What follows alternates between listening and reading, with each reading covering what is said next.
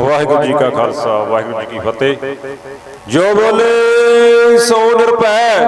रविदास महाराज की जय। श्री गुरु रविदास इतिहासक धर्म स्थान तप स्थान श्री खुरालगढ़ साहब जी के मुख सेवादार भाई केवल सिंह जी खुरालगढ़ साहब वो अपने प्रवचनों द्वारा संगतां निहाल करनगे। भाई केवल सिंह जी खुरालगढ़ साहब वाले सिर्फ एक छोटी जी बेनती सारिया संगतां नूं, जिन्ने भी बुलारे ते संगतां बैठियां ने कृपा करके खास कर बुलारियां नूं बेनती आ बई इस गुरु घर दे जो मर्यादा है उस दे अनुसार किसी भी बुलारे ने चाहे धार्मिक विषय पर बोलना चाहे समाजिक विषय पर कोई गल करनी आ तो गुरु रविदास जी महाराज नूं सतगुरु रविदास जी महाराज गुरु रविदास जी महाराज कह के ही संबोधन करेगा। होर किसी शब्दों के नाल गुरु रविदास जी महाराज नूं संबोधन ना किया जाए। अते नाल ही बेनती है सारे बुलारियां नूं निरी भावनावां दे विच नहीं बैठना, नरोल गुरमत दी अते गुरु ग्रंथ साहिब महाराज अते गुरु रविदास जी महाराज की विचारधारा के अनुसार गल करनी आ, विचार रखनी आ ते प्लस नाल जिहड़ियां उदाहरणां भी देणियां ने वो भी विचारधारा वालियां होणियां चाहीदियां। विप्रवाद दीयां विचारधारावां उदाहरणां दी गल किसी ने भी नहीं करनी। जे किसी कोलों ये अणजाणे विच कहा गया तो उस दे वल्लों प्रबंध कमेटी सारियां संगतां दे कोलों हथ जोड़ के माफ़ी मंगदी आ। ते हुण भाई केवल सिंह जी मुख सेवादार तप स्थान श्री गुरु रविदास इतिहासक धर्मशाल खुरालगढ़ साहब वाले संगतां नूं अपने प्रवचन का संबोधन करनगे। तुरदी बाणी अगम्मी बाणी अलाही बाणी तन तन तन श्री गुरु ग्रंथ साहिब पातशाह जी की निੱਘੀ गोद अंदर कल युग के तारण हारे तन तन तन सतगुरु रविदास पातशाह जी के चरण छो धरती श्री खुरालगढ़ साहिब विखे अज दा पावन पवित्र तिहाड़ा विसाखी दा पुरब मना रही संगतां पातशाह दे दर घर दियां खुशियां प्राप्त कर रही ने। संगत जी आओ विचारां दी सांझ पाउण तो पहला गुरु फतेह दी सांझ पाउणा करिए, कोई रसना बांझी ना रहे। बड़े अदब सत्कार से आखो जी वाहिगुरू जी का खालसा वाहिगुरू जी की फतेह। संगत के चरणों में दास एक बेनती करते कि संगत जी पंडाल का जिहड़ा माहौल है वो गुरु मर्यादा अनुसार संगत रूप में सजो पाई। संगत जी जिथे तुसी अज अब विसाखी का पुरब मनाउण लई एकत्रित होए हो, ये बहुत ही महत्वपूर्ण ये मुकद्दस धरती है। इसका कारण पता की है? वो प्यारिओ कलयुग नूं तारदा होया आप रब अकाल पुरख वाहिगुरु प्रभु परमेश्वर गॉड अल्लाह धन गुरु रविदास पातशाह के जामे च इस नगर विखे 1515 ईस्वी नूं अपने मुबारक चरण कमलों की शोह दिंदे ने। प्यारे हुए धरती पातशाह की चरण छो प्राप्त धरती ही नहीं, वो प्यारे उन्होंने दो सिख धन बाबा धन्ना जी ते धन बाबा देविया जी का एक घर है। इस घर नूं पातशाह ने करतारत किया 4 साल 2 महीने 11 दिन। संगत जी दास दा इहो नगर है ਇਹੋ ਹੀ ਨਗਰ ਹੈ ਦਾਸ ਦਾ। 40-45 ਸਾਲ ਤੋਂ ਦਾਸ ਦੀ ਉਮਰ ਹੋ ਗਈ। ਸੰਗਤ ਜੀ, ਆਪਾਂ ਦੇਖਦੇ ਹਾਂ ਹਰ ਵਰੇ ਗੁਰਪੁਰਬ ਵੱਡੇ ਵੱਡੇ ਬਜਟ ਦੇ ਨਾਲ ਆਪਾਂ ਮਨਾਉਂਦੇ ਹਾਂ। ਆ ਵਿਸਾਖੀ ਦਾ ਪੁਰਬ ਵੀ ਮਨਾਉਂਦੇ ਹਾਂ। ਸੰਗਤ ਦਾ ਭਾਰੀ ਇਕੱਠ ਹੁੰਦਾ ਹੈ, ਪਰ ਪਿਆਰਿਓ ਇਹ ਇਕੱਠ ਸਾਡੇ ਸਮਾਜ ਨੂੰ ਕੁਝ ਠੰਡਕ, ਕੁਝ ਸ਼ਾਂਤੀ, ਕੁਝ ਇੱਜ਼ਤ, ਕੁਝ ਅਣਖ ਇਹ ਕਿੰਨੀ ਕੁ ਬਖਸ਼ਦਾ ਜਦੋਂ ਉਹਦਾ ਲੇਖਾ ਜੋਖਾ ਕਰਦੇ ਆ ਫਿਰ ਮਾਯੂਸੀ ਹੁੰਦੀ ਹੈ। ਉਹਦਾ ਕੁੱਲ ਕਾਰਨ ਪਤਾ ਕੀ ਹੈ? ਉਹ ਪਿਆਰਿਓ, ਇਹ ਗੁਰੂ ਰਵਿਦਾਸ ਨੂੰ ਮੰਨਣ ਵਾਲਿਓ, ਇਹ ਗੁਰੂ ਗ੍ਰੰਥ ਸਾਹਿਬ ਨੂੰ ਮੰਨਣ ਵਾਲਿਓ, ਤੁਹਾਡੇ ਇਸ ਮੰਨਣ ਨਾਲ ਕੁਝ ਨਹੀਂ ਹੋਣਾ। ਫਿਰ ਤੋਂ ਬੇਨਤੀ ਕਰ ਦਵਾਂ, ਜੇ ਕਿਸੇ ਨੂੰ ਸ਼ੱਕ ਹੋਵੇ, ਇਹ ਗੁਰੂ ਰਵਿਦਾਸ ਨੂੰ ਮੰਨਣ ਵਾਲਿਓ, ਇਹ ਗੁਰੂ ਗ੍ਰੰਥ ਸਾਹਿਬ ਨੂੰ ਮੰਨਣ ਵਾਲਿਓ, ਇਹ ਮੰਨਣ ਨਾਲ ਕੱਖ ਨਹੀਂ ਹੋਣਾ ਜਦੋਂ ਤੱਕ ਤੁਸੀਂ ਗੁਰੂ ਗ੍ਰੰਥ ਸਾਹਿਬ ਦੀ ਨਹੀਂ ਮੰਨਦੇ, ਜਦੋਂ ਤੱਕ ਤੁਸੀਂ ਗੁਰੂ ਰਵਿਦਾਸ ਪਾਤਸ਼ਾਹ ਦੀ ਨਹੀਂ ਮੰਨਦੇ। ਜਦੋਂ ਦੀ ਮੰਨਣੀ ਸ਼ੁਰੂ ਕਰੋਗੇ ਨਾ, ਫਿਰ ਤੁਹਾਨੂੰ ਸੋਝੀ ਆਏਗੀ। ਪਰ ਮਾਫ ਕਰਨਾ, ਹਾਲੀ ਪਤਾ ਮੈਨੂੰ ਕੀ ਲੱਗਦਾ? ਮੈਨੂੰ ਇੰਝ ਲੱਗਦਾ, ਇੱਕ ਨਾ ਦੋ ਮਿੱਤਰ ਸਨ, ਉਹਨਾਂ ਨੇ ਦੋਨਾਂ ਨੇ ਨਸ਼ਾ ਕਰ ਲਿਆ, ਮਹੂਆ ਪੀ ਲਿਆ। ਮਹੂਆ ਕੋ ਸ਼ਰਾਬ, ਅਲਕੋਹਲ। ਉਹ ਪਿਆਰਿਓ, ਦੋ ਮਿੱਤਰਾਂ ਨੇ ਛਕ ਲਿਆ ਮਹੂਆ, ਨਦੀ ਦੇ ਕਿਨਾਰੇ ਦੋਨਾਂ ਨੇ ਮਹੂਆ ਛਕ ਲਿਆ, ਨਸ਼ੇ ਵਿੱਚ ਟੁੰਨ ਹੋ ਗਏ ਦੋਨੋਂ। ਚਾਨਣੀ ਰਾਤ ਸੀ। ਇੱਕ ਮਿੱਤਰ ਕਹਿੰਦਾ, ਮਿੱਤਰਾ, ਇਹ ਨਸ਼ੇ ਦੀ ਲੋਰ ਵਿੱਚ ਚੱਲ ਆਪਾਂ ਚਾਨਣੀ ਰਾਤ ਦਾ ਆਨੰਦ ਲਈਏ। ਦੂਜਾ ਕਹਿੰਦਾ, ਚੱਲ ਜੀ ਠੀਕ ਹੈ। ਕਿਸ਼ਤੀ ਖੜੀ ਸੀ ਕੋਲ ਪਿਆਰਿਓ, ਨਦੀ ਵਿੱਚ ਕਿਸ਼ਤੀ। ਸੰਗਤ ਜੀ, ਇਹ ਵਿਚਾਰ ਨੂੰ ਧਿਆਨ ਨਾਲ ਸਰਵਣ ਕਰਨਾ, ਤੁਹਾਡੇ ਕੰਮ ਆਏਗੀ ਗੱਲ। ਹੁਣ ਕੋਲ ਕਿਸ਼ਤੀ ਖੜੀ ਹੈ ਪਿਆਰਿਓ, ਚਾਨਣੀ ਰਾਤ ਹੈ। ਦੋ ਮਿੱਤਰ ਨੇ ਨਸ਼ੇ ਵਿੱਚ ਟੁੰਨਣੇ ਬਹਿ ਜਾਂਦੇ ਨੇ ਕਿਸ਼ਤੀ ਵਿੱਚ ਕਿ ਆਓ ਨਸ਼ੇ ਦੀ ਲੋਰ ਵਿੱਚ ਨਾਲੇ ਤਾਂ ਗੱਲ ਕਰੀਏ, ਨਾਲੇ ਚਾਨਣੀ ਰਾਤ ਦਾ ਲੁਤਫ ਲਈਏ। ਪਿਆਰਿਓ, ਲੱਗਦੇ ਨੇ ਚੱਪੂ ਲਾਉਣ ਨਾਲੇ ਗੱਲਾਂ ਕਰਦੇ ਨੇ। ਕਈ ਘੰਟੇ ਬੀਤ ਗਏ ਚੱਪੂ ਲਾਉਂਦਿਆਂ ਨੂੰ। ਇੱਕ ਥੱਕ ਜਾਵੇ ਦੂਜਾ ਲੱਗੇ, ਦੂਜਾ ਥੱਕ ਜਾਵੇ ਤਾਂ ਪਹਿਲਾ ਲੱਗੇ। ਬੜਾ ਚਿਰ ਹੋ ਗਿਆ। ਅਖੀਰ ਪਿਆਰਿਓ, ਸਵੇਰ ਅੰਮ੍ਰਿਤ ਵੇਲਾ ਹੋਣ ਤੇ ਆ ਗਿਆ। ਇੱਕ ਕਹਿੰਦਾ ਦੂਜੇ ਨੂੰ, ਮਿੱਤਰਾ, ਲੱਗਦਾ ਬੜੀ ਦੂਰ ਆ ਗਏ ਅਸੀਂ, ਚੱਲ ਹੁਣ ਪਿੱਛੇ ਵਾਪਸ ਮੁੜ ਚਲੀਏ ਕਿਨਾਰੇ ਤੇ, ਸਵੇਰ ਹੋਣ ਵਾਲੀ ਹੈ।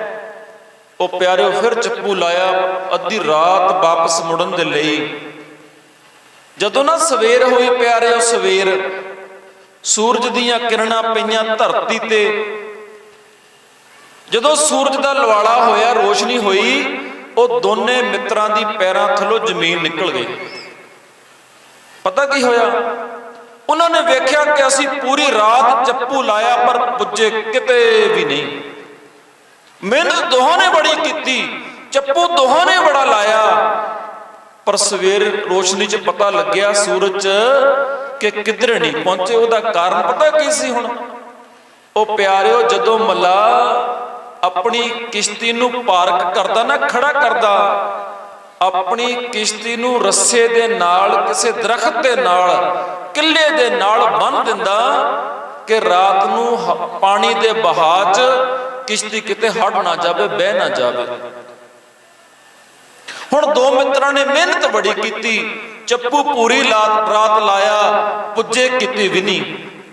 ਉਹ ਪਿਆਰਿਓ, ਇਹ ਦੋ ਮਿੱਤਰ ਨਹੀਂ, ਉਸ ਕਿਸ਼ਤੀ ਵਿੱਚ ਸਾਡਾ ਸਮਾਜ ਬੈਠਾ ਹੋਇਆ। ਚੱਪੂ ਤੁਸੀਂ ਬੜਾ ਲਾਉਂਦੇ ਹੋ, ਰੋਲਾ ਸ਼ੋਰ ਬੜਾ ਪਾਉਂਦੇ ਹੋ, ਪਰ ਦੁੱਖ ਦੀ ਗੱਲ ਹੈ ਪੁੱਜਦੇ ਕਿਤੇ ਵੀ ਨਹੀਂ। ਗੁਰਪੁਰਬ ਮਨਾਉਂਦੇ ਹੋ ਤੁਸੀਂ, ਮੁਬਾਰਕ ਹੈ ਤੁਹਾਨੂੰ, ਮਨਾਓ ਗੁਰੂ ਦਾ ਗੁਰਪੁਰਬ, ਤਕੜੇ ਹੋ ਕੇ ਮਨਾਓ। ਪਰ ਗੁਰਪੁਰਬ ਮਨਾਉਂਦੇ ਪਤਾ ਕਿੰਨਾ ਆਪਾਂ? ਉਹ ਪਿਆਰਿਓ ਪਖੰਡ ਸ਼ੁਰੂ ਕਰ ਲਏ ਆਪਾਂ। ਉਹ ਜਿਹੜਾ ਖੰਡਾਂ ਬ੍ਰਹਿਮੰਡਾਂ ਦਾ ਮਾਲਕ ਧੰਨ ਸ੍ਰੀ ਗੁਰੂ ਰਵਿਦਾਸ ਪਾਤਸ਼ਾਹ ਹੈ, ਉਹਦੇ ਨਾਂ ਤੇ ਕੇਕ ਕੱਟਣੇ ਸ਼ੁਰੂ ਕਰਤੇ। ਕੇਕ ਡੀਜੇ ਲਾ ਕੇ ਭੰਗੜੇ ਪਾਣੇ ਸ਼ੁਰੂ ਕਰ ਦਿੱਤੇ। ਉਹ ਗੁਰੂ ਦੇ ਪਿਆਰਿਓ, ਇਹ ਧੰਨ ਗੁਰੂ ਰਵਿਦਾਸ ਪਾਤਸ਼ਾਹ ਦਾ ਘਰ ਹੈ। ਸੰਗਤ ਜੀ, ਜਿਸ ਦਿਨ ਤੁਸੀਂ ਧੰਨ ਗੁਰੂ ਰਵਿਦਾਸ ਪਾਤਸ਼ਾਹ ਦੀ ਮੁਕੱਦਸ ਬਾਣੀ ਨਾਲ ਜੁੜੋਗੇ ਨਾ, ਤੁਸੀਂ ਫਿਰ ਕਰਮ ਕਾਂਡ ਨਹੀਂ ਕਰੋਗੇ। ਮੇਰਾ ਪ੍ਰੀਤਮ ਪਿਆਰਾ ਧੰਨ ਗੁਰੂ ਰਵਿਦਾਸ ਪਾਤਸ਼ਾਹ ਦਾ ਹੁਕਮ ਹੈ, ਤੁਮ ਸਿਓ ਠਾਕਰ ਔਰ ਨਾ ਦੇਵਾ। ਸੰਗਤ ਜੀ ਧਿਆਨ ਦੇਣਾ, ਧੰਨ ਗੁਰੂ ਰਵਿਦਾਸ ਪਾਤਸ਼ਾਹ ਕਹਿੰਦੇ ਤੁਮ ਸਿਓ ਠਾਕਰ ਔਰ ਨਾ ਦੇਵਾ। ਇਸ ਪੰਕਤੀ ਦਾ ਭਾਵ ਪਤਾ ਕੀ ਹੈ? ਐ ਰੱਬ ਜੀ, ਐ ਧੰਨ ਗੁਰੂ ਰਵਿਦਾਸ ਪਾਤਸ਼ਾਹ, ਤੇਰੇ ਤੋਂ ਵੱਡਾ ਮੈਨੂੰ ਕੋਈ ਦੇਵੀ ਕੋਈ ਦੇਵਤਾ ਵਿਖਾਈ ਨਹੀਂ ਦਿੰਦਾ। ਪਰ ਜਿਹੜਾ ਧੰਨ ਗੁਰੂ ਰਵਿਦਾਸ ਪਾਤਸ਼ਾਹ ਦਾ ਸਿੱਖ ਕਹਾਉਂਦਾ ਨਾ ਕਿ ਮੈਂ ਸਿੱਖ ਹਾਂ, we are the Sikh of Guru Ravidas, ਜਾਂ ਇਦਾਂ ਇੱਕ ਹੁਣ ਹੋਰ ਆਪਾਂ ਜਜ਼ਬਾਤੀ ਹੋ ਕੇ ਕਹਿੰਦੇ ਆ ਕਿ ਅਸੀਂ ਪੁੱਤ ਚਮਾਰਾਂ ਦੇ ਆ। ਨਾਓ ਪਿਆਰਿਓ, ਤੁਹਾਡੇ ਚਮਿਆਰ ਬਣਨ ਚ ਔਰ ਗੁਰੂ ਰਵਿਦਾਸ ਦੇ ਚਮਾਰ ਬਣਨ ਚ ਜ਼ਮੀਨ ਅਸਮਾਨ ਦਾ ਫਰਕ ਹੈ। ਕਿਉਂ? ਕਿਉਂਕਿ ਇੱਕ ਇਹ ਚਮਿਆਰ ਜਿਹੜਾ ਗੁਰੂ ਗ੍ਰੰਥ ਸਾਹਿਬ ਵਿੱਚ ਸਵਾਏ ਮਾਨ ਹੈ ਨਾ, ਉਹ ਇਹਦੇ 4 ਵਰਣ ਪਏ ਪਗ ਆਏ, 4 ਵਰਣ ਚੋਂ ਗਏ। ਉਹ ਮਾਫ ਕਰੀ ਗੁਰੂ ਰਵਿਦਾਸ ਦਾ ਸਿੱਖਾ, ਤੂੰ ਵੀ ਚਮਾਰ ਕਹਾਉਣਾ ਹੈ, ਪਰ ਤੂੰ ਨੀਲੇ ਪੀਲੇ ਕਾਡਾਂ ਕਰਕੇ ਦੂਜਿਆਂ ਦੇ ਚਰਨਾਂ ਵਿੱਚ ਝੁਕੀ ਜਾ ਰਿਹਾ ਹੈ। ਉਹ ਪਾਤਸ਼ਾਹ ਦਾ ਕਨਸੈਪਟ ਸੀ ਰਾਮ ਗੁਸਈਆ ਜੀ ਕੇ ਜੀਵਨ, ਕਿ ਜ਼ਿੰਦਗੀ ਨੂੰ ਜਿਉਣਾ ਹੈ ਪਿਆਰਿਆ। ਐ ਗੁਰੂ ਰਵਿਦਾਸ ਦੇ ਸਿੱਖਾ, ਐ ਗੁਰੂ ਰਵਿਦਾਸ ਦੀ ਧੀਏ, ਉਹ ਤੂੰ 2 ਰੁਪਏ ਵਾਲੇ ਨੀਲੇ ਪੀਲੇ ਕਾਰਡ ਪਿੱਛੇ ਆਪਣੇ ਜ਼ਮੀਰ ਨੂੰ ਵੇਚ ਛੱਡਿਆ। 2 ਦਿਨ 3 ਦਿਨ ਇਦਾਂ ਮਹਿਸੂਸ ਹੁੰਦਾ ਵੀ ਲੈ ਬਈ ਹੁਣ ਗੁਰੂ ਰਵਿਦਾਸ ਦੇ ਸਿੱਖਾਂ ਨੇ ਬੇਗਮਪੁਰਾ ਵਸਾ ਦੇਣਾ, ਇਦਾਂ ਲੱਗਦਾ। ਹਲੀ ਹਫ਼ਤਾ ਕੁ ਬੀਤਦਾ ਤੇ ਦੂਜੇ ਬੰਨਿਓ ਆਵਾਜ਼ ਆਂਦੀ, ਸਾਰਿਆਂ ਨੇ ਭੰਗ ਪੀਤੀ ਰੱਜ ਰੱਜ ਕੇ, ਸਾਡਾ ਹੀ ਲਾਣਾ ਉੱਥੇ ਜਾ ਕੇ ਨੱਚੀ ਜਾਂਦਾ ਡੀਜਿਆਂ ਤੇ, ਸਾਡਾ ਹੀ ਲਾਣਾ। ਜਿਹੜਾ 2 ਦਿਨ ਪਹਿਲਾਂ ਢੋਲਕੀ ਤੇ ਕਹਿੰਦਾ ਸੀ ਸਾਰੇ ਕਰ ਲਓ ਏਕਾ ਬੇਗਮਪੁਰਾ ਵਸਾਣਾ, ਉਹ ਬੇਗਮਪੁਰਾ ਵਸਾਣ ਵਾਲੇ ਸਿਪਾਹੀ 15 ਦਿਨ ਨਹੀਂ ਬੀਤੇ, ਬੇਗਮਪੁਰੇ ਦਾ ਨਸ਼ਾ ਲੈ ਗਿਆ, ਭੰਗ ਦਾ ਨਸ਼ਾ ਚੜ ਗਿਆ। ਉਹੀ ਗੁਰੂ ਸਾਹਿਬ ਦੀਆਂ ਧੀਆਂ, ਗੁਰੂ ਸਾਹਿਬ ਦੇ ਪੁੱਤਰ ਉਸ ਡੀਜੇ ਤੇ ਨੱਚਦੇ ਨੇ, ਸਾਰਿਆਂ ਨੇ ਭੰਗ ਪੀਤੀ ਰੱਜ ਰੱਜ ਕੇ। ਤੁਹਾਨੂੰ ਪਤਾ ਭੰਗ ਕਿੱਥੇ ਪਲਾਈ ਜਾਂਦੀ ਹੈ? ਓਏ ਗੁਰੂ ਦੇ ਪਿਆਰਿਓ, ਸਾਡੇ ਗੁਰੂ ਨੇ ਨਸ਼ੇੜੀ ਨਹੀਂ ਪੈਦਾ ਕੀਤੇ, ਸਾਡੇ ਗੁਰੂ ਨੇ ਪੈਦਾ ਕੀਤੇ ਬਾਬਾ ਜੈ ਸਿੰਘ ਖੱਲ ਕੱਟ ਵਰਗੇ। ਪੁੱਠੀਆਂ ਖੱਲਾਂ ਲਹਾਈਆਂ ਸਿਦਕ ਨਹੀਂ ਹਾਰਿਆ। ਅਸੀਂ ਵਿਦਾਵੇ ਵਾਲੇ ਨਹੀਂ ਆ। ਓਏ ਸੰਗਤ ਜੀ, ਉਹ ਤੁਸੀਂ ਵਿਦਾਵੇ ਵਾਲੇ ਥੋੜੀ ਐ, ਤੁਸੀਂ ਖੜਨ ਵਾਲੇ ਹੋ, ਤੁਸੀਂ ਅੜਨ ਵਾਲੇ ਹੋ, ਤੁਸੀਂ ਸੀਸ ਨੂੰ ਕਟਵਾਉਣ ਵਾਲੇ ਹੋ। ਪਰ ਦੁੱਖ ਲੱਗਦਾ ਜਦੋਂ ਗੁਰੂ ਸਾਹਿਬ ਨੂੰ ਛੱਡ ਕੇ ਅਸੀਂ ਆਪਣਾ ਮੂੰਹ ਉਧਰ ਨੂੰ ਕਰ ਲਿਆ, ਜਿਨ੍ਹਾਂ ਨੇ 5000 ਵਰੇ ਲੁੱਟਿਆ ਤੇ ਨਾਲ ਹੀ ਕੁੱਟਿਆ। ਕਿੱਥੇ ਫਿਰ ਗੁਰੂ ਰਵਿਦਾਸ ਪਾਤਸ਼ਾਹ ਦਾ ਉਹ ਕਨਸੈਪਟ, ਆਪਣ ਬਾਪੈ ਨਾਹੀ ਕਿਸੇ ਕੋ ਭਾਵਨ ਕੋ ਹਰ ਰਾਜਾ। ਦੇਖੋ ਚੈਲੰਜ ਕਿੱਡਾ ਵੱਡਾ ਕੀਤਾ ਬਿੱਪਰ ਨੂੰ। ਸੰਗਤ ਜੀ, ਜਦੋਂ ਤੱਕ ਤੁਸੀਂ ਇਹ ਵੱਡੇ ਵੱਡੇ ਇਕੱਠ, ਵੱਡੀਆਂ ਭੀੜਾਂ ਗੁਰੂ ਰਵਿਦਾਸ ਪਾਤਸ਼ਾਹ ਦੇ ਨਾਂ ਤੇ ਇਕੱਠੀਆਂ ਕਰਕੇ ਗੁਰੂ ਪਾਤਸ਼ਾਹ ਦਾ ਕਹਿਣਾ ਨਹੀਂ ਮੰਨੋਗੇ, ਇਹਨਾਂ ਇਕੱਠੇ ਹੋਏ ਇਕੱਠ ਦਾ ਤੁਹਾਨੂੰ ਕੋਈ ਫਾਇਦਾ ਨਹੀਂ ਹੋਣ ਲੱਗਿਆ। ਮਾਫ ਕਰ ਦਿਓ ਜੇ ਕਿਸੇ ਦੇ ਹਿਰਦੇ ਨੂੰ ਠੇਸ ਲੱਗੇ ਤਾਂ। ਜਿਹੜਾ ਗੁਰਪੁਰਬ ਅਸੀਂ ਸਾਲ ਬਾਅਦ ਮਨਾਉਂਦੇ ਹਾਂ ਨਾ, ਇਹ ਸੰਗਤ ਨੂੰ ਬੇਨਤੀ ਹੈ ਰੋਜ਼ ਮਨਾਇਆ ਕਰੋ ਗੁਰਪੁਰਬ। ਰੋਜ਼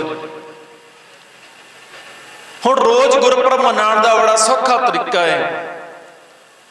ਸੰਗਤ ਜੀ, ਅੰਮ੍ਰਿਤ ਵੇਲੇ ਉੱਠ ਕੇ ਸਾਰਾ ਟੱਬਰ ਏਦਾਂ ਜੁੜ ਕੇ ਕਿਹਾ ਕਰੋ, ਧੰਨ ਗੁਰੂ ਰਵਿਦਾਸ, ਧੰਨ ਗੁਰੂ ਰਵਿਦਾਸ, ਧੰਨ ਗੁਰੂ ਰਵਿਦਾਸ। ਇਹ ਗੁਰੂ ਰਵਿਦਾਸ ਪਾਤਸ਼ਾਹ ਤੇਰਾ ਕੋਟਨ ਕੋਟ ਸ਼ੁਕਰਾਨਾ ਹੈ। ਐ ਗੁਰੂ ਪਾਤਸ਼ਾਹ, ਜੇ ਤੂੰ ਨਾ ਹੁੰਦਾ ਤਾਂ ਇਹਨਾਂ ਵੈਰੀਆਂ ਨੇ, ਇਹਨਾਂ ਜ਼ਾਲਮਾਂ ਨੇ ਸਾਡੇ ਕੰਨ ਵਿੱਚ ਅੱਜ ਵੀ ਸਿੱਕਾ ਢਾਲ ਕੇ ਪਾਉਣਾ ਸੀ। ਜਰਾ ਕਲਪਨਾ ਕਰੋ ਤਾਂ ਕਿਸੇ ਦੇ ਕੰਨ ਵਿੱਚ ਸਿੱਕਾ ਢਾਲ ਕੇ ਪਾ ਦਈਏ, ਉਹ ਕਿਵੇਂ ਤੜਫ ਕੇ ਮਰੇਗਾ। ਜੀਭਾਂ ਵੱਡੀਆਂ ਜਾਂਦੀਆਂ ਸੀ। ਪਰ ਬਲਿਹਾਰੇ ਜਾਈਏ ਇਦਾਂ ਦੇ ਗੁਰੂ ਤੋਂ ਜਿਹਨੇ ਸਾਨੂੰ ਜੀਉਣ ਦਾ ਬਲ ਦਿੱਤਾ, ਜਿਹਨੇ ਜੀਉਣ ਦਾ ਸਾਨੂੰ ਬਲ ਦਿੱਤਾ ਪਿਆਰਿਓ। ਤੇ ਅੱਜ ਦੇ ਦਿਨ 1699 ਨੂੰ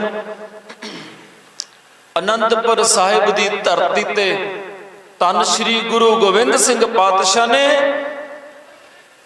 ਮਨੁੱਖਤਾਵਾਦੀ ਨੂੰ ਮਨੁੱਖਤਾ ਨੂੰ ਮਨੁੱਖਤਾਵਾਦੀ ਬਣਾਉਣ ਦੇ ਲਈ ਇੱਕ ਨਵੀਂ ਲੀਹ ਪਾਈ, ਜਿਹਨੂੰ ਖਾਲਸੇ ਪੰਥ ਦਾ ਨਾਮ ਦਿੱਤਾ।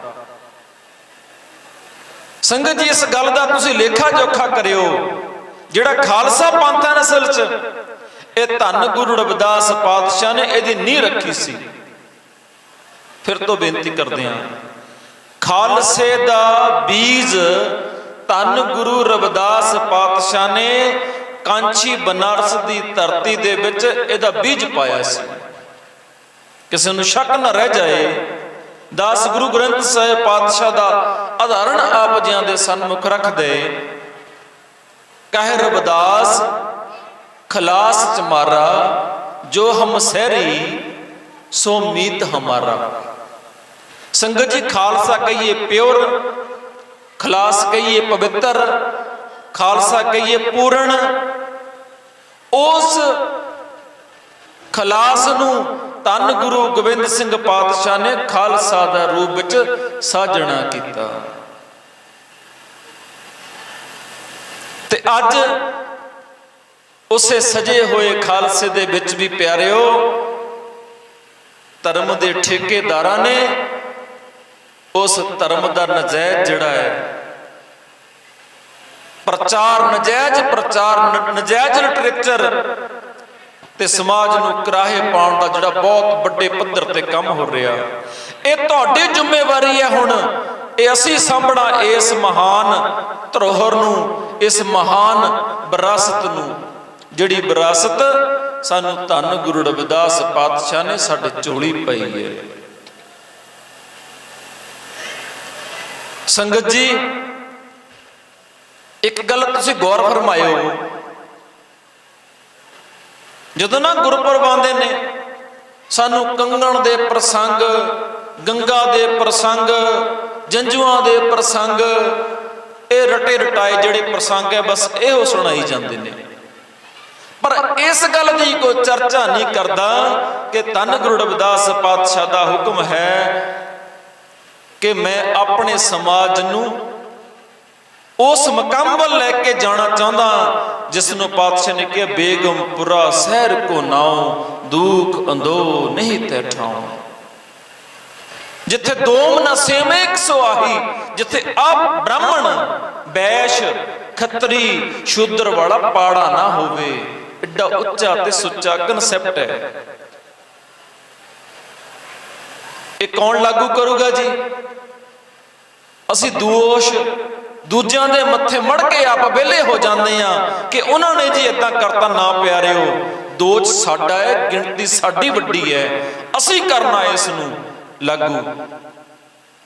ਬਲਿਹਾਰੇ ਜਾਈਏ ਇਸ ਗੁਰੂ ਤੋਂ, ਧੰਨ ਗੁਰੂ ਰਵਿਦਾਸ ਪਾਤਸ਼ਾਹ ਤੋਂ, ਜਿਹਨੇ ਅੱਜ ਤੋਂ 600 ਸਾਲ ਪਹਿਲਾਂ, ਕਰੋ ਤਾਂ ਕਲਪਨਾ ਕਿ ਪਰਛਾਵੇਂ ਤੋਂ ਪਿੱਟਣ ਦਾ ਡਰ ਹੈ, ਜੀਭ ਵੱਢੀ ਜਾਂਦੀ ਹੈ, ਕੰਨਾਂ ਵਿੱਚ ਸਿੱਕਾ ਪਾਇਆ ਜਾਂਦਾ ਹੈ, ਲੇਕਿਨ ਤੁਹਾਡਾ ਗੁਰੂ, ਸਾਡਾ ਗੁਰੂ ਡਾਂਕੇ ਦੀ ਚੋਟ ਤੇ ਕਹਿੰਦਾ, ਆਪਣ ਬਾਪੈ ਨਾਹੀ ਕਿਸੀ ਕੋ, ਭਵਨ ਕੋ ਹਰ ਰਾਜਾ।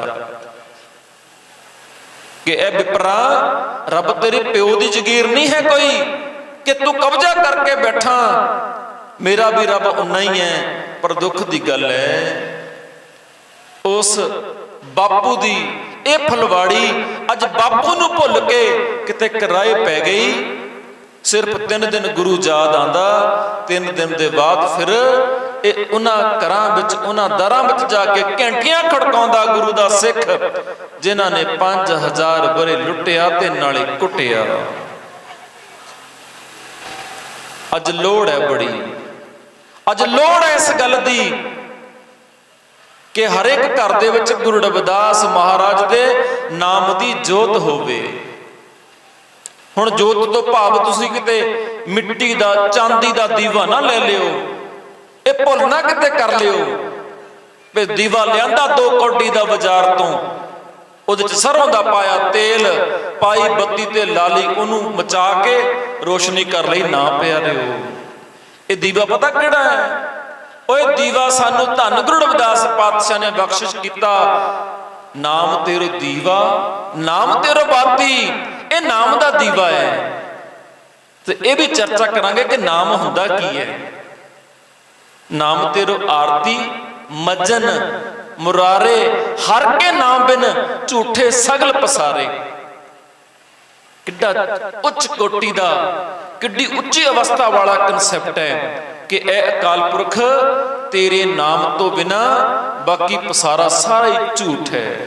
ਦੁੱਖ ਦੀ ਗੱਲ, ਅਸੀਂ ਵੱਡੇ ਵੱਡੇ ਦੀਵੇ ਘਰਾਂ ਵਿੱਚ ਸਥਾਪਿਤ ਕਰ ਲਏ, ਮੰਦਿਰਾਂ ਗੁਰਦੁਆਰਿਆਂ ਵਿੱਚ ਸਥਾਪਿਤ ਕਰ ਲਏ, ਇੱਥੋਂ ਤੱਕ ਸਾਨੂੰ ਨਿਆਰਾਪਨ ਦਿੱਤਾ ਸੀ ਪਿਆਰਿਓ। ਅਸੀਂ ਆਪਣੇ ਗੁਰੂ ਘਰ ਨੂੰ ਵੀ ਕਹਿੰਦੇ ਆ ਗੁਰੂ ਰਵਿਦਾਸ ਮੰਦਿਰ।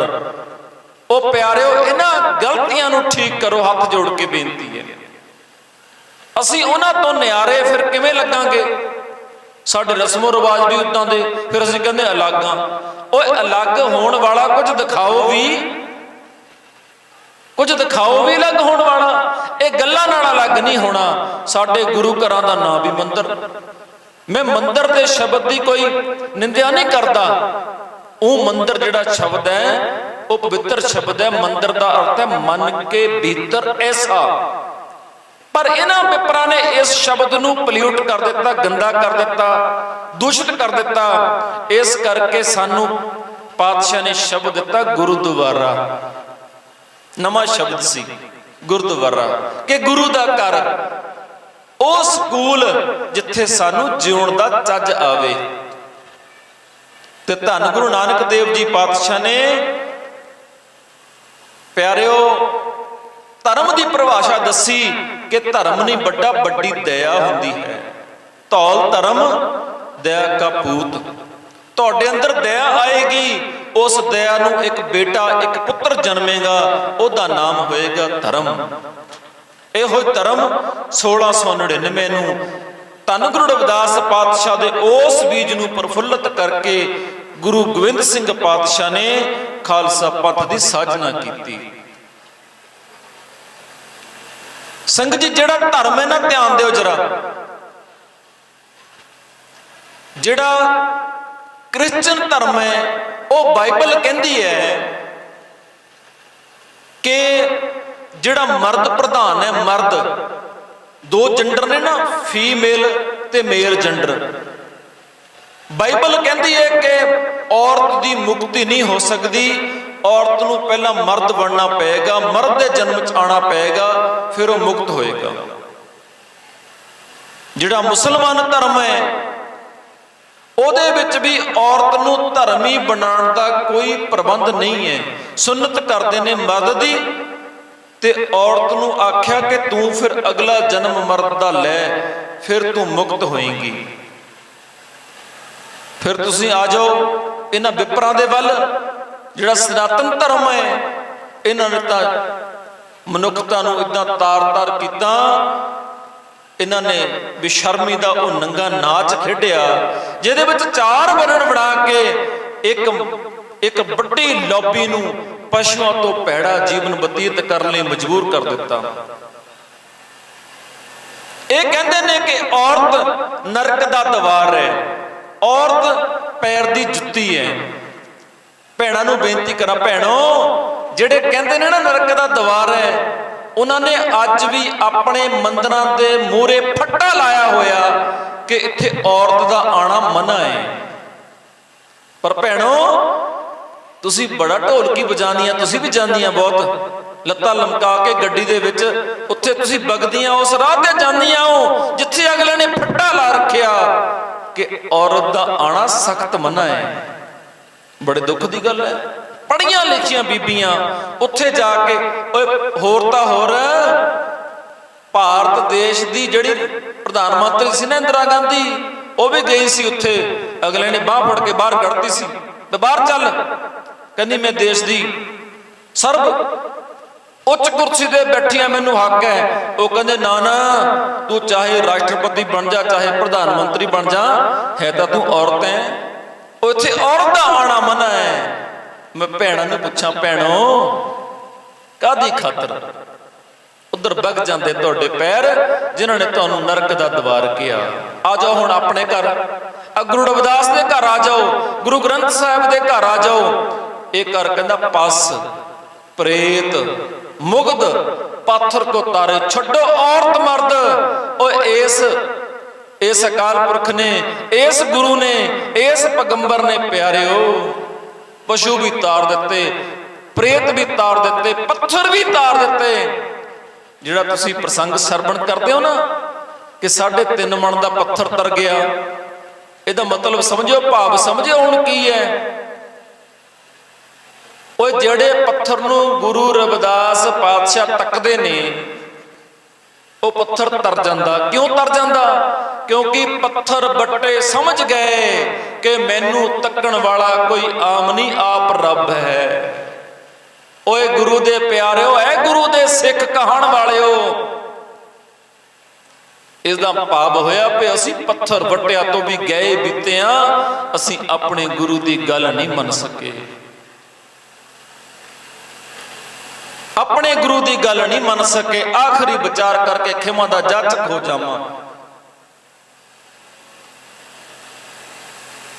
ਸੰਗਤ ਜੀ, ਇਸ ਧਰਮ ਦੇ ਪ੍ਰਕਰਣ ਨੇ ਸਾਨੂੰ ਕੱਲਾ ਰਾਮ ਰਾਮ ਵਾਹਿਗੁਰੂ ਵਾਹਿਗੁਰੂ ਕਰਨਾ ਨਹੀਂ ਸਿਖਾਇਆ। ਨਾ ਨਾ, ਭੁੱਲ ਜਾਇਓ ਇਸ ਗੱਲ ਨੂੰ।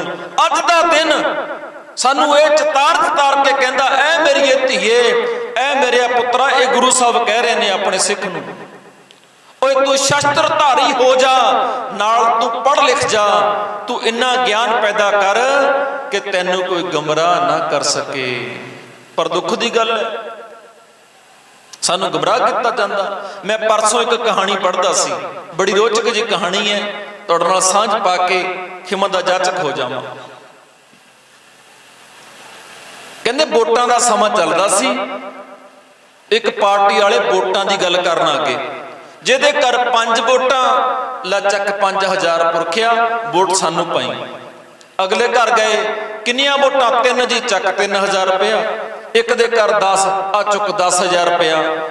ਇੱਕ ਦਾ ਬੂਹਾ ਖੜਕਾਇਆ, ਅੰਦਰੋਂ ਇੱਕ ਪੁਰਖਾ ਨਿਕਲਿਆ, ਕਹਿੰਦਾ ਵੀ ਕਿੰਨੀਆਂ ਵੋਟਾਂ? ਕਹਿੰਦਾ ਬਾਦਸ਼ਾਹ ਉਹ ਕੱਲਾ ਹੀ ਹੈ। ਮੈਂ ਕੱਲਾ ਹੀ ਹਾਂ ਜੀ। ਕਹਿੰਦੇ ਅੱਛਾ, ਉਹ ਪੈਸੇ ਫੜਾਉਣ ਲੱਗਿਆ? ਉਹ ਪੁਰਖਾ ਆਪਣਾ ਰਾਮ ਕਹਾਣੀ ਸੁਣਾਉਣ ਲੱਗ ਗਿਆ, ਦੁੱਖ ਦੀ ਕਹਾਣੀ ਸੁਣਾਉਣ ਲੱਗ ਪਿਆ। ਇਹ ਰਾਮ ਕਹਾਣੀ ਪਤਾ ਕੀ ਹੁੰਦੀ? ਦੁੱਖ ਦੀ ਕਹਾਣੀ। ਕੋਈ ਐਵੇਂ ਨਾ ਸਮਝ ਲਿਓ ਕੋਈ ਰਾਮ ਕਹਾਣੀ ਤੁਹਾਡਾ ਆਧਾਰ ਕਰ ਦੂਗੀ, ਨਾ ਨਾ, ਇਹ ਰਾਮ ਕਹਾਣੀ ਦੁੱਖ ਦੀ ਕਹਾਣੀ। ਉਹ ਦੁੱਖ ਦੀ ਕਹਾਣੀ ਸੁਣਾਉਣ ਲੱਗ ਪਿਆ। ਕਹਿੰਦਾ ਜੀ ਮੇਰਾ ਬਾਪੂ ਖੱਚਰ ਵਾਹੁੰਦਾ ਸੀ, ਉਹ ਮਰ ਗਿਆ। ਬੇਬੇ ਮੇਰੀ ਛੋਟੇ ਹੁੰਦੇ ਦੀ ਮਰ ਗਈ ਸੀ। ਉਹ ਕਹਿੰਦਾ ਤੂੰ ਯਾਰ ਗੱਲ ਛੱਡ, ਤੂੰ ਪੈਸੇ ਲੈ। ਉਹ ਕਹਿੰਦਾ ਮੇਰੀ ਵੀ ਸੁਣ ਲਾਓ। ਇੱਕ ਪੁਰਖਾ ਕਹਿੰਦਾ ਸੁਣ ਲੈ, ਚੱਲ ਯਾਰ ਇਹਦੀ ਵੀ ਗੱਲ। ਕਹਿੰਦਾ ਮੇਰਾ ਬਾਪੂ ਖੱਚਰ ਵਾਹੁੰਦਾ ਸੀ, ਉਹ ਮਰ ਗਿਆ। ਫਿਰ ਰੋ ਪਿਆ, ਕਹਿੰਦਾ ਮੇਰੀ ਖੱਚਰ ਵੀ ਮਰ ਗਈ ਭਾਈ। ਚੱਲ ਕਹਿੰਦਾ ਛੱਡ ਖੱਚਰ ਨੂੰ, ਆ ਫੜ 1000 ਰੁਪਈਆ, ਵੋਟ ਪਾ ਦੇ। ਉਹਦੇ ਹੱਥ 'ਚ 1000 ਰੁਪਇਆ ਫੜਾ ਕੇ ਨਾ ਉਹ ਤੁਰਨ ਲੱਗੇ। ਉਹ ਕਹਿੰਦਾ ਗੱਲ ਸੁਣੀ ਇੱਕ ਵਾਰੀ। ਕਹਿੰਦਾ ਸੇਠ ਜੀ ਗੱਲ ਸੁਣੀ? ਕਹਿੰਦਾ ਹਾਂ ਬਈ ਦੱਸ। ਕਹਿੰਦਾ ਏਦਾਂ ਕਰ ਵੀ 1000 ਰੁਪਇਆ ਨਹੀਂ ਲੈਣਾ, ਮੈਨੂੰ ਖੱਚਰ ਲੈ ਦੇ। ਆ ਲੈ 1000 ਰੁਪਇਆ, ਮੈਨੂੰ ਜੀ ਖੱਚਰ ਲਿਆ ਦੇ। ਤੇ ਉਹ ਜਿਹੜਾ ਪੈਸੇ ਵੰਡਦਾ ਸੀ ਨਾ, ਪਾਰਟੀ ਦਾ ਕਾਰਕੁਨ, ਉਹ ਕਹਿੰਦਾ ਤੂੰ ਬਾਜਾ ਹੋ ਗਿਆ, ਤੂੰ ਕੰਬਲਾ ਹੋ ਗਿਆ, 1000 ਰੁਪਏ ਦੀ ਖੱਚਰ ਆਂਦੀ? ਕੋਈ ਖੱਚਰ ਨਹੀਂ 1000 ਰੁਪਏ ਦੀ ਆਂਦੀ। ਕਹਿੰਦਾ ਵਾਹ ਬਈ ਵਾਹ, ਓਏ 1000 ਦੀ ਖੱਚਰ ਨਹੀਂ ਆਂਦੀ, ਇੱਥੇ 1000 ਦਾ ਬੰਦਾ ਖਰੀਦਣ ਨੂੰ ਫਿਰਦਾ ਤੂੰ।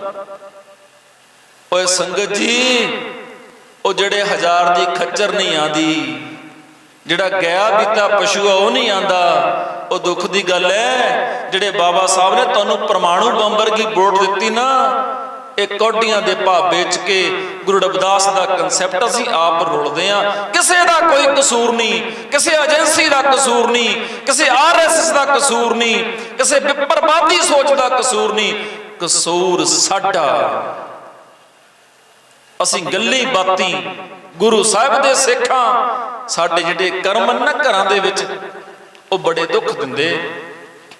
ਸੰਗਤ ਜੀ, ਦਾਸ ਨਾ ਆ ਪਿਛਲੇ ਸਾਲ ਇੱਕ ਦੀਵਾਨ ਤੇ ਗਿਆ। ਮੇਰਾ ਸਮਾਂ 1 ਘੰਟਾ ਹਲੀ ਰਹਿੰਦਾ ਸੀ। ਮੈਨੂੰ ਪ੍ਰਬੰਧਕਾਂ ਨੇ ਕਿਹਾ ਕਿ ਬਾਬਾ ਜੀ ਤੁਸੀਂ ਏਦਾਂ ਕਰੋ, ਤੁਹਾਡਾ ਆਰਾਮ ਕਰ ਲਈ ਨਾ ਇੱਕ ਘਰ 'ਚ ਪ੍ਰਬੰਧ ਕੀਤਾ ਹੋਇਆ, ਜੱਥਾ ਲੱਗਿਆ ਹੋਇਆ, ਉਹਨਾਂ ਦਾ ਘੰਟਾ 1 ਸਮਾਂ ਹੈ। ਮੈਂ ਕਿਹਾ ਠੀਕ ਹੈ ਜੀ, ਮੈਂ ਆਰਾਮ ਕਰ ਲੈਂਦਾ। ਉਹ ਜਿਹੜਾ ਪਰਿਵਾਰ ਸੀ ਨਾ ਪਿਆਰਿਓ, ਗਸਟਡ ਪੋਸਟ ਤੋਂ ਉਹ ਪੁਰਖਾ ਰਿਟਾਇਰ ਹੋਇਆ ਸੀ। ਉਹ ਕਹਿੰਦਾ ਧੰਨ ਭਾਗ ਜੀ ਸਾਡੇ, ਤੁਸੀਂ ਸਾਡੇ ਘਰ ਆਏ, ਆਓ ਤੁਹਾਨੂੰ ਘਰ ਦਿਖਾਈਏ ਆਪਣਾ। ਉਹਦੀ ਜਿਹੜੀ ਘਰ ਵਾਲੀ ਸੀ ਨਾ ਜੀਵਨ ਸਾਥੀ, ਉਹ ਇੱਕ ਕਾਲਜ ਦੇ ਵਿੱਚ ਪ੍ਰਿੰਸੀਪਲ ਸੀ। ਉਹਦੇ 2 ਬੱਚੇ ਗਸਟਡ ਆਫਸਰ ਸੀ, 2 ਬੱਚੇ, 4 ਜੀ ਗਸਟਡ ਆਫਿਸ ਇੱਕ ਘਰ ਦੇ ਵਿੱਚ। ਕਹਿੰਦਾ ਜੀ 1.25 ਕਰੋੜ ਰੁਪਏ ਲੱਗਿਆ ਘਰ ਬਣਾਉਣ ਤੇ। ਮੈਂ ਕਿਹਾ ਮੁਬਾਰਕ ਹੈ ਭਾਈ। ਘਰ ਦਿਖਾਉਣ ਲੱਗੇ ਮੈਨੂੰ ਸਾਰਾ ਘਰ ਦਿਖਾ ਲਿਆ। ਮੈਂ ਕਿਹਾ ਮੈਨੂੰ ਇਦਾਂ ਲੱਗਦਾ ਤੇ ਮੈਂ ਕਿਸੇ ਓਪਰਿਆਂ ਦੇ ਘਰ ਆ ਗਿਆ। ਉਹ ਸਾਰਾ ਟੱਬਰ ਮੇਰੇ ਮਗਰ ਫਿਰੇ। ਕਹਿੰਦੇ ਅਸੀਂ ਸਮਝੇ ਨਹੀਂ ਬਾਬਾ ਜੀ ਗੱਲ। ਮੈਂ ਕਿਹਾ ਮੈਨੂੰ ਇਸ ਘਰ ਵਿੱਚ ਆਪਣਤ ਵਾਲੀ ਗੱਲ ਉਹ ਲੱਗਦੀ ਨਹੀਂ। ਕਹਿੰਦੇ ਸਮਝੇ ਨਹੀਂ ਅਸੀਂ। ਮੈਂ ਕਿਹਾ ਆ ਜਾਓ ਮੈਂ ਸਮਝਾਣਾ। ਕਹਿੰਦੇ 1 ਮਿੰਟ ਰੁਕੋ ਬਾਬਾ ਜੀ, ਸਾਡਾ ਪੂਜਾ ਰੂਮ ਵੀ ਵੇਖ ਲਓ। ਸੱਚ ਜਾਣਿਓ ਸੰਗਤ ਜੀ, ਜਦੋਂ ਮੈਂ ਪੂਜਾ ਰੂਮ ਵੇਖਿਆ ਉਹਨਾਂ ਦਾ, ਮੈਂ ਆਪਣਾ ਸਿਰ ਫੜ ਲਿਆ। ਇਹ ਧੰਨ ਗੁਰੂ ਰਵਿਦਾਸ ਪਾਤਸ਼ਾਹ, ਇਹ ਯੁੱਗ ਪੁਰਸ਼ ਬਾਬਾ ਸਾਹਿਬ ਭੀਮ ਰਾਓ ਅੰਬੇਡਕਰ, ਤੂੰ ਇਸ ਲਈ ਦਿੱਤੀਆਂ ਸੀ ਇਹਨਾਂ ਨੂੰ ਨੌਕਰੀਆਂ। ਇਹ ਬਾਬਾ ਸਾਹਿਬ ਭੀਮ ਰਾਓ, ਤੂੰ ਇਸ ਲਈ ਆਪਣਾ ਪਰਿਵਾਰ ਵਾਰਿਆ ਸੀ। ਇਹ ਉੱਚੀਆਂ ਨੌਕਰੀਆਂ ਅਹੁਦਿਆਂ ਤੇ ਬਹਿ ਕੇ ਆ ਪੂਜਾ ਰੂਮ 'ਚ ਉਹਨਾਂ ਮਨੂਵਾਦੀਆਂ ਦੀਆਂ ਫੋਟੋਆਂ ਲਾ ਕੇ ਇਹਨਾਂ ਦੀ ਪੂਜਾ ਕਰਨ, ਜਿਨ੍ਹਾਂ ਨੇ 5000 ਬਰੇ ਲੁੱਟਿਆ ਤੇ ਨਾਲੇ ਕੁੱਟਿਆ, ਹੁਣ ਵੀ ਲੁੱਟ ਰਹੇ ਨੇ। ਮੈਂ ਉਹਨਾਂ ਨੂੰ ਕਿਹਾ, ਉਹ ਮੈਨੂੰ ਬੈਠਕ 'ਚ ਲਿਆਏ, 4-5 ਜਣੇ ਇਦਾਂ, ਕੋਈ ਪਾਣੀ ਲੈ ਕੇ ਖੜਾ, ਕੋਈ ਚਾਹ ਲੈ ਕੇ ਖੜਾ। ਮੈਂ ਕਿਹਾ ਤੁਹਾਡੇ ਘਰ ਦਾ ਜਲ ਛਕਣਾ ਮੇਰੇ ਲਈ ਹਰਾਮ ਹੈ। ਉਹਨਾਂ ਨੂੰ ਤਕਲੀਫ ਹੋਈ ਕਿ ਕੀ ਕਹਿੰਦੇ ਹੋ ਤੁਸੀਂ। ਮੈਂ ਕਿਹਾ ਤੁਸੀਂ ਹੈਸਾਨ ਫਰਾਮੋਸ਼ ਲੋਕ ਹੋ। ਮੈਂ ਉਹਨਾਂ ਨੂੰ ਸਵਾਲ ਕੀਤਾ, ਇੱਕ ਜਿਹੜੀ ਉਹਦੀ ਬੀਬੀ ਸੀ, ਉਹਦੇ ਘਰ ਵਾਲੀ ਦੀ ਜਿਹੜੀ ਪਤਨੀ ਸੀ, ਮੈਂ ਉਹਨੂੰ ਸਵਾਲ ਕੀਤਾ। ਮੈਂ ਕਿਹਾ ਭੈਣੇ ਤੂੰ ਔਰਤ ਜਾਤ ਹੈ, ਤੈਨੂੰ ਪ੍ਰਿੰਸੀਪਲ ਦੀ ਨੌਕਰੀ ਕਿਹਨੇ ਦਿੱਤੀ। ਕਹਿੰਦੀ ਮੈਂ ਪੜ੍ਹ ਲਿਖ ਕੇ ਲਈ। ਮੈਂ ਕਿਹਾ ਹਾਂ ਹੁਣ ਤੂੰ ਟਰੈਕ ਤੇ ਆ ਗਈ। ਇਹ ਤੈਨੂੰ ਪੜ੍ਹ ਲਿਖਣ ਦਾ ਹੱਕ ਕਿਹਨੇ ਲੈ ਕੇ ਦਿੱਤਾ ਸੀ। ਫਿਰ ਉਹ ਚੁੱਪ ਕਰ ਗਈ। ਮੈਂ ਕਿਹਾ ਤੈਨੂੰ ਪੜ੍ਹ ਲਿਖਣ ਦਾ ਹੱਕ ਬਾਬਾ ਸਾਹਿਬ ਭੀਮ ਰਾਓ ਅੰਬੇਡਕਰ ਨੇ ਲੈ ਕੇ ਦਿੱਤਾ, ਪਰ ਭੈਣੇ ਤੇਰੇ ਘਰ 'ਚ ਮੈਨੂੰ ਬਾਬਾ ਸਾਹਿਬ ਭੀਮ ਰਾਓ ਕਿਤੇ ਨਜ਼ਰ ਨਹੀਂ ਆਏ। ਤੇਰੇ ਕੋਠੀ ਦੇ ਉੱਤੇ, ਕਰੋੜਾਂ ਦੀ ਕੋਠੀ ਵਿੱਚ ਇੱਕ ਬਾਬਾ ਸਾਹਿਬ ਦਾ ਚਿੱਤਰ ਮੈਨੂੰ ਕਿਤੇ ਨਜ਼ਰ ਨਹੀਂ ਆਇਆ। ਤੁਹਾਡੇ ਘਰ ਮੈਂ ਉਦੋਂ ਤੱਕ ਜਲ ਨਹੀਂ ਛਕਣਾ ਜਦੋਂ ਤੱਕ ਤੁਸੀਂ ਆਪਣੇ ਘਰ ਵਿੱਚ ਬਾਬਾ ਸਾਹਿਬ ਭੀਮ ਰਾਓ ਅੰਬੇਡਕਰ ਨੂੰ ਲੈ ਕੇ ਨਹੀਂ ਆਉਂਦੇ। ਮੈਂ ਹੁਣ ਇੱਕ ਬੇਨਤੀ ਕਰਕੇ ਕਾਰ ਸੇਵਾ ਦੀ ਕਰਨੀ, ਇੱਕ ਬੇਨਤੀ ਹੋਰ ਕਰਨੀ, ਖਿਮਾ ਦਾ ਜਾਚਕ ਹੋ ਜਾਣਾ। ਲਾਈਨਾਂ ਵਿੱਚ ਸਾਰੇ ਲੱਗੇ ਵੀਰ ਧਿਆਨ ਦੇਣ, ਪੰਡਾਲ ਵਿੱਚ ਸਾਰੇ ਧਿਆਨ ਦੇਣ। ਮੈਂ ਇੱਕ ਸਵਾਲ ਪੁੱਛਾਂਗਾ, ਉਹਦਾ ਜਵਾਬ ਹੱਥ ਖੜੇ ਕਰਕੇ ਦੇਣਾ। ਕਿੰਨਿਆਂ ਦੇ ਘਰ ਬਾਬਾ ਸਾਹਿਬ ਭੀਮ ਰਾਓ ਅੰਬੇਡਕਰ ਦੇ ਤਸਵੀਰਾਂ ਨੇ? ਹੱਥ ਖੜੇ ਕਰੋ। ਕਸਮ ਲੱਗੇ ਤੁਹਾਨੂੰ, ਜੇ ਕੋਈ ਝੂਠਾ ਕਰੇ ਸੱਚਾ ਕਰਨਾ। ਆ ਸਾਡਾ ਰਿਪੋਰਟ ਕਾਰਡ, ਆ ਦੇਖੋ, ਓਏ ਦੇਖੋ ਗੁਰੂ ਰਵਿਦਾਸ ਦੇ ਸਿੱਖੋ, ਆ ਤੁਹਾਡਾ ਰਿਪੋਰਟ ਕਾਰਡ ਹੈ। ਜਿਹੜੇ ਬਾਕੀਆਂ ਦੇ ਘਰ ਹੈ ਨਹੀਂ, ਉਹ ਕਿਹੜਾ ਮੇਲਾ ਵੇਖਣ ਆਏ ਹੋਏ ਨੇ। ਓਏ ਆਪਣੇ ਘਰ 'ਚ ਬਾਬਾ ਸਾਹਿਬ ਅੰਬੇਡਕਰ ਦਾ ਤਸਵੀਰ ਲਾਓ। ਜਦੋਂ ਸਵੇਰ ਨੂੰ ਤੁਹਾਡਾ ਧੀ, ਤੁਹਾਡਾ ਪੁੱਤ ਸਕੂਲੇ ਜਾਂਦਾ, ਭੈਣਾਂ ਨੂੰ ਬੇਨਤੀ ਹੈ, ਭੈਣੋ ਜਦੋਂ ਸਵੇਰੇ ਤੁਹਾਡਾ ਬੱਚਾ ਸਕੂਲ ਜਾਂਦਾ, ਆਵਾਜ਼ ਮਾਰਿਆ ਕਰੋ, ਉਹ ਧੀਏ ਬੇਪਤਾ ਖੜ ਇੱਥੇ ਮੇਰੇ ਨਾਲ, ਆ ਕਰ ਦਰਸ਼ਨ ਐਸ ਦੇਵਤੇ ਦੇ। ਜਿਹੜਾ ਤੁਸੀਂ ਦੇਵਤੇ ਪੂਜਦੇ ਹੋ ਨਾ, ਜਿਹੜੇ ਤੁਸੀਂ ਦੇਵਤੇ ਪੂਜਦੇ ਹੋ, ਉਹ ਕਾਲਪਤ ਦੇਵਤੇ ਆ ਆ ਕਰ ਐਸ ਦੇਵਤੇ ਦੇ ਦਰਸ਼ਨ ਜਿਹੜਾ ਕੋਟ ਪਿੰਟ ਪਾਉਂਦਾ, ਜਿਹੜਾ ਟਾਈ ਲਾਉਂਦਾ, ਜਿਹੜੇ ਕੋਲ ਪਰਮਾਣੂ ਬੰਬ ਤੋਂ ਵੀ ਜ਼ਿਆਦਾ ਖਤਰਨਾਕ ਹਥਿਆਰ ਹੈ ਕਲਮ। ਆਪਣੇ ਬੱਚਿਆਂ ਨੂੰ ਆਖਿਆ ਕਰੋ, ਬੱਚਿਓ ਇਸ ਦੇਵਤੇ ਨੂੰ ਨਮਸਕਾਰ ਕਰਿਆ ਕਰੋ ਹਰ ਰੋਜ਼। ਇਹਦੇ ਨਾਲ ਹੋਊਗਾ ਕੀ? ਇਹਦੇ ਨਾਲ ਪਤਾ ਕੀ ਹੋਊਗਾ? ਇਹਦੇ ਨਾਲ ਤੁਹਾਡਿਆਂ ਬੱਚਿਆਂ ਦੇ ਅੰਦਰ ਬਾਬਾ ਸਾਹਿਬ ਦਾ ਕਨਸੈਪਟ, ਬਾਬਾ ਸਾਹਿਬ ਜੋ ਅੰਦਰ ਸੁੱਤਾ ਪਿਆ ਉਹ ਜਾਗਰਤ ਹੋ ਜਾਏਗਾ। ਫਿਰ ਤੁਸੀਂ ਨੀਲੇ ਪੀਲੇ ਕਾਰਡ ਦੀ ਮੰਗ ਨਹੀਂ ਕਰੋਗੇ, ਤੁਸੀਂ ਸਵਰਾਜ ਦੀ ਮੰਗ ਕਰੋਗੇ, ਤੁਸੀਂ ਰਾਜ ਨੂੰ ਪ੍ਰਾਪਤ ਕਰੋਗੇ। ਜੇ ਤੁਸੀਂ ਇਦਾਂ ਕਰਨ ਚ ਕਾਮਯਾਬ ਹੋ ਗਏ ਫਿਰ ਤੁਹਾਡੇ ਘਰ ਚ ਅਡੰਬਰ ਨਹੀਂ ਹੋਣਗੇ, ਫਿਰ ਤੁਹਾਡੇ ਘਰ ਚ ਕਰਮ ਕਾਂਡ ਨਹੀਂ ਹੋਣਗੇ, ਫਿਰ ਸਾਡੇ ਧੀਆਂ ਦੀਆਂ ਚੁੰਨੀਆਂ, ਲਾਜ, ਇੱਜ਼ਤ ਪੱਤ ਲੁੱਟੀ ਨਹੀਂ ਜਾਏਗੀ। ਇਹੋ ਹੀ ਕਾਰਨ ਹੈ ਅਸੀਂ ਆਪਣੇ ਘਰਾਂ ਦਾ ਮਾਹੌਲ ਖਰਾਬ ਕਰ ਲਿਆ। ਹੱਥ ਜੋੜ ਕੇ ਬੇਨਤੀ ਹੈ, ਇਹਨਾਂ ਏਡੇ ਏਡੇ ਵੱਡੇ ਇਕੱਠਾਂ ਦਾ ਤਾਂ ਹੀ ਫਾਇਦਾ ਹੈ ਜੇ ਅਸੀਂ ਬਾਬਾ ਸਾਹਿਬ ਭੀਮ ਰਾਓ ਅੰਬੇਡਕਰ ਦੀ ਗੱਲ ਨੂੰ ਆਪਣੇ ਘਰ ਵਿੱਚ ਲਾਗੂ ਕਰ ਦਈਏ, ਗੁਰੂ ਰਵਿਦਾਸ ਪਾਤਸ਼ਾਹ ਦੇ ਉਸ ਕਨਸੈਪਟ ਨੂੰ ਲਾਗੂ ਕਰੀਏ ਜਿਹਨੇ ਸਾਨੂੰ ਜਿਉਣ ਦਾ ਬਲ ਦਿੱਤਾ। ਸੋ ਸੰਗਤ ਅੱਗੇ ਬੇਨਤੀ ਹੈ, ਸੰਗਤ ਜੀ ਇਹ ਖੁਰਾਲਗੜ੍ਹ ਸਾਹਿਬ ਦਾ ਤਪੋ ਸਥਾਨ, ਧੰਨ ਗੁਰੂ ਰਵਿਦਾਸ ਪਾਤਸ਼ਾਹ ਦੀ ਮੁਕੱਦਸ ਧਰਤੀ, ਇਸ ਦਰਬਾਰ ਦਾ ਅਸਾਰੀ ਦਾ ਕੰਮ ਚੱਲ ਰਿਹਾ ਹੈ। ਅਸਾਰੀ ਹੋ ਰਹੀ ਹੈ ਪਿਆਰਿਓ। 35 ਕਰੋੜ ਦਾ ਬਜਟ ਹੈ, 35 ਕਰੋੜ ਦਾ, ਕੋਈ ਬੜਾ ਬਜਟ ਨਹੀਂ ਹੈ। ਨਾ ਨਾ, ਆਬਾਦੀ ਪਤਾ ਸਾਡੀ ਕਿੰਨੀ ਹੈ? 1-1 ਰੁਪਈਆ ਦਈਏ ਨਾ ਅਸੀਂ, 1-1 ਰੁਪਈਆ 35 ਕਰੋੜ ਵਰਗੇ ਤਾਂ ਹਜ਼ਾਰਾਂ ਬਣ ਜਾਣ। ਪਰ ਦੁੱਖ ਦੀ ਗੱਲ ਹੈ ਜਿਨ੍ਹਾਂ ਨੇ ਦੇਣਾ ਹੈ ਉਹਨਾਂ ਨੇ ਮੂੰਹੇ ਉੱਧਰ ਕਰ ਲਏ, ਜਿਨ੍ਹਾਂ ਨੇ ਸਾਨੂੰ ਲੁੱਟਿਆ ਤੇ ਨਾਲੇ ਕੁੱਟਿਆ। ਹੱਥ ਜੋੜ ਕੇ ਬੇਨਤੀ ਹੈ, ਮਨੁੱਖਤਾ ਦਾ ਧਰਮ, ਸਾਂਝੀਵਾਲਤਾ ਦਾ ਧਰਮ, ਗੁਰੂ ਗ੍ਰੰਥ ਸਾਹਿਬ ਦੀ ਬਾਣੀ, ਗੁਰੂ ਰਵਿਦਾਸ ਮਹਾਰਾਜ ਦੀ ਬਾਣੀ ਸਾਨੂੰ ਸਿਖਾਉਂਦੀ ਹੈ ਸਾਡਾ ਕਿਸੇ ਨਾਲ ਕੋਈ ਵੈਰ ਨਹੀਂ, ਸਾਡਾ ਹਿੰਦੂ ਭਰਾਵਾਂ ਨਾਲ ਕੋਈ ਵੈਰ ਨਹੀਂ, ਸਾਡਾ ਮੁਸਲਮਾਨ ਭਰਾਵਾਂ ਨਾਲ ਕੋਈ ਵੈਰ ਨਹੀਂ, ਸਾਡਾ ਈਸਾਈਆਂ ਨਾਲ ਕੋਈ ਵੈਰ ਨਹੀਂ, ਸਾਡੇ ਸਾਰੇ ਭਾਈ ਨੇ। ਪਰ ਗੱਲ ਇਹ ਹੈ ਕਿ ਸਾਨੂੰ ਸਾਡਾ ਆਪਣਾ ਹੱਕ ਚਾਹੀਦਾ ਹੈ। ਸੋ ਆਓ ਸਾਰੇ ਰਲ ਮਿਲ ਕਰਕੇ ਇਸ ਮਹਾਨ ਤਖਤ ਧੰਨ ਗੁਰੂ ਰਵਿਦਾਸ ਪਾਤਸ਼ਾਹ ਜੀ ਦੀ ਤਪੋਸ਼ਿਲਾ ਨੂੰ 35 ਕਰੋੜ ਦੇ ਬਜਟ ਵਿੱਚ ਆਪਣਾ ਯੋਗਦਾਨ ਪਾ ਕੇ ਪਿਆਰਿਓ ਕਾਰ ਸੇਵਾਵਾਂ ਦੇ ਵਿੱਚ ਹਿੱਸਾ ਪਾਈਏ। ਸੰਗਤ ਨੂੰ ਬੇਨਤੀ ਹੈ ਕਿ ਦਾਸ ਨੇ 1 ਮਿੰਟ ਨਹੀਂ ਲਾਣਾ, ਘੱਟ ਲਾਵਾਂਗਾ ਸਮਾਂ। ਜਿਹੜੀ ਇੱਥੇ ਮਾਇਆ ਤੁਸੀਂ ਅਰਦਾਸ ਕਰਾਓਗੇ ਇਹ ਸਾਰੀ ਮਾਇਆ ਦੀ ਰਸੀਦ ਹੁਣੇ ਅਸੀਂ ਕੱਟ ਦੇਣੀ ਹੈ। ਸੋ ਸਾਰਿਆਂ ਨੂੰ ਬੇਨਤੀ ਹੈ ਭਾਈ, ਇੱਥੇ ਵੱਧ ਤੋਂ ਵੱਧ ਜਿਹੜੀ ਮਾਇਆ ਹੈ ਉਹ ਸਟੇਜ ਤੇ ਭੇਟਾ ਕਰੋ। ਇਹੀ ਮਾਇਆ ਤੁਹਾਡੀ ਗੁਰੂ ਘਰ ਦੇ ਬਿਲਡਿੰਗ ਖਾਤੇ ਵਿੱਚ ਜਾਏਗੀ, ਇਹਦੀ ਹੁਣੇ ਅਸੀਂ ਰਸੀਦ ਕੱਟ ਦੇਣੀ ਹੈ। ਸੋ ਸਾਰਿਆਂ ਨੂੰ ਬੇਨਤੀ ਹੈ ਭਾਈ, ਕੁਝ ਸੈਕਿੰਡ ਮੈਂ ਸਟੇਜ ਤੇ ਬੈਠਾਂਗਾ, ਵੱਧ ਤੋਂ ਵੱਧ ਮਾਇਆ ਇੱਥੇ ਭੇਂਟ ਕਰੋ। ਇਹ ਸਾਰੀ ਦੀ ਸਾਰੀ ਮਾਇਆ ਗੁਰੂ ਘਰ ਦੇ ਬਿਲਡਿੰਗ ਫੰਡ ਵਿੱਚ ਜਮ੍ਹਾਂ ਹੋ ਜਾਏਗੀ। ਉਹ ਪਿਆਰਿਓ 35 ਕਰੋੜ ਦੇ ਬਜਟ ਵਿੱਚ ਤੁਸੀਂ ਰੇਤਾ, ਬਜਰੀ, ਸੀਮੈਂਟ, ਇੱਟਾਂ ਆਦਿਕ ਮਟੀਰੀਅਲ ਦੇ ਸਕਦੇ ਹੋ। ਇਹ ਸਾਡੀ ਜ਼ਿੰਮੇਵਾਰੀ ਬਣਦੀ ਹੈ ਅਖਲਾਕੀ, ਇਹ ਸਾਡੀ ਜ਼ਿੰਮੇਵਾਰੀ ਬਣਦੀ ਕਿ ਅਸੀਂ ਦੇਣਾ ਕਿ ਨਹੀਂ ਦੇਣਾ। ਸੋ ਬੇਨਤੀ ਹੈ ਮੇਰੀ, ਜਿਹੜੇ ਲਾਈਨਾਂ ਵਿੱਚ ਖੜੇ ਨੇ ਭਰਾ ਉਹ ਵੀ ਮਾਇਆ ਗੁਰੂ ਘਰ ਦੇ ਫੰਡ ਵਿੱਚ ਪਾਉਣਾ ਚਾਹੁੰਦੇ ਨੇ ਤਾਂ ਸੇਵਾਦਾਰਾਂ ਕੋਲ ਫੜਾ ਦਿਓ, ਮਿੰਟ ਕੀ ਬਹਿਣਾ ਮੈਂ। ਇਹ ਸਾਰੀ ਦੀ ਸਾਰੀ ਮਾਇਆ ਗੁਰੂ ਘਰ ਦੇ ਉਹ ਬਿਲਡਿੰਗ ਫੰਡ ਵਿੱਚ ਜਾਣੀ ਹੈ। ਜਿਹੜੇ ਲਾਈਨਾਂ ਵਿੱਚ ਖੜੇ ਨੇ ਉਹਨਾਂ ਨੇ ਮਾਇਆ ਦੇਣੀ ਤਾਂ 2-4 ਸੇਵਾਦਾਰ ਲੱਗ ਜਾਓ, ਉਹ ਮਾਇਆ ਫੜ ਕੇ ਇੱਥੇ ਲਿਆਓ ਸਾਰੀ। ਹੁਣੇ ਉਹ ਮਾਇਆ ਇਕੱਠੀ ਕਰਕੇ ਅਸੀਂ ਇੱਥੇ ਅਨਾਉਂਸ ਕਰਾਂਗੇ ਕਿ ਇੰਨੀ ਮਾਇਆ ਖਰਾਲਗੜ੍ਹ ਸਾਹਿਬ ਦੇ ਬਿਲਡਿੰਗ ਫੰਡ ਲਈ ਆਈ ਹੈ। ਸੋ ਉਹਦਾ ਅਸੀਂ ਇੱਥੇ ਬਕਾਇਦਾ ਅਨਾਉਂਸ ਕਰਕੇ ਜਿਹੜੀ ਰਸੀਦ ਹੈ ਉਹ ਸੰਗਤਾਂ ਦੇ ਸਪੁਰਦ ਕਰਨੀ ਹੈ। ਸੋ ਸੇਵਾਦਾਰ ਵੀਰ ਲਾਈਨਾਂ ਦੇ ਕੋਲ ਚਲੇ ਜਾਣ ਵੀ ਪਿਆਰਿਓ ਇਹ ਮਾਇਆ ਦੇਖੋ, ਅਸੀਂ ਤਾਂ ਮੰਗਣ ਬੈਠੇ ਆ, ਗੁਰੂ ਘਰ ਲਈ ਡਟ ਕੇ ਮੰਗਾਂਗੇ, ਸ਼ੱਕ ਸ਼ੋਭਾ ਸ਼ਰਮ ਨਹੀਂ ਰੱਖ ਕੇ ਮੰਗਾਂਗੇ। ਸੋ ਸਾਰੇ ਦਿਲ ਖੋਲ ਕੇ ਆਪਣੀਆਂ ਜੇਬਾਂ ਚੋਂ ਆਪਣਾ ਦਸਵੰਧ, ਵੇ ਭਾਈ ਬੰਦਿਸ਼ ਕਿਸੇ ਨੂੰ ਕੋਈ ਨਹੀਂ ਹੈ, ਨਾ ਕਿਸੇ ਨੂੰ ਬੰਦਿਸ਼ ਹੈ ਕਿ ਤੂੰ ਇੰਨੀ ਮਾਇਆ ਦੇਣੀ, ਜਿੰਨੀ ਵੀ ਮਾਇਆ ਦੇਣੀ ਭਾਈ ਵੱਧ ਤੋਂ ਵੱਧ ਇਸ ਮਹਾਨ ਗੁਰੂ ਪਾਤਸ਼ਾਹ ਜੀ ਦੇ ਬਣ ਰਹੇ ਦਰਬਾਰ ਲਈ ਆਪਣੀ ਮਾਇਆ ਭੇਟ ਕਰੋ। ਇਹ ਸਾਰੀ ਦੀ ਸਾਰੀ ਮਾਇਆ ਦਰਬਾਰ ਸਾਹਿਬ ਵਿੱਚ ਖਰਚ ਕੀਤੀ ਜਾਏਗੀ।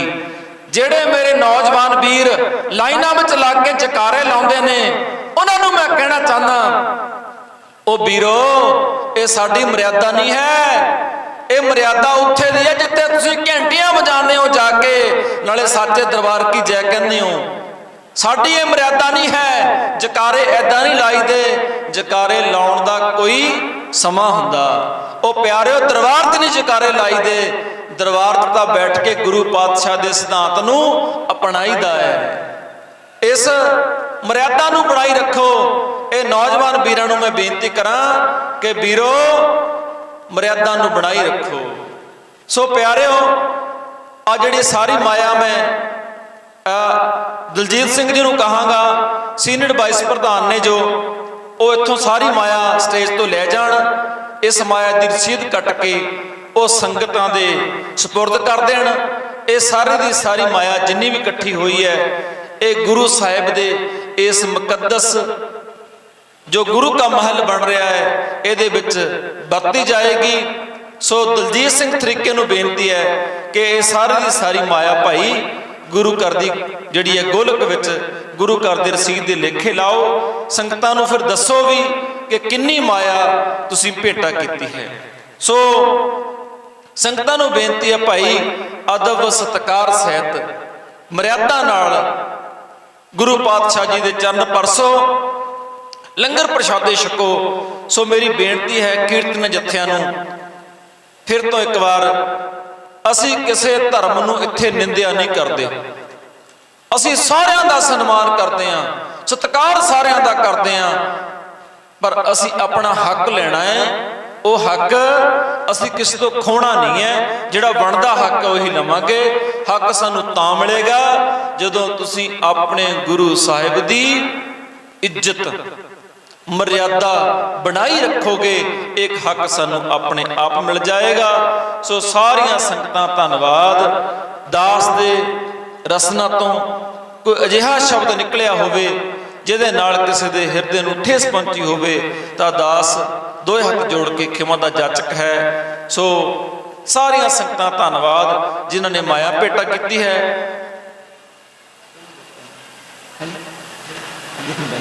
ਇੱਕ ਮਿੰਟ, ਇੱਕ ਬੁਲਾਰਾ ਬੁਲਾ ਦੇ ਵਿੱਚ ਬੁਲਾਰਾ ਲਾ ਦੇ 10 ਮਿੰਟ। ਸੋ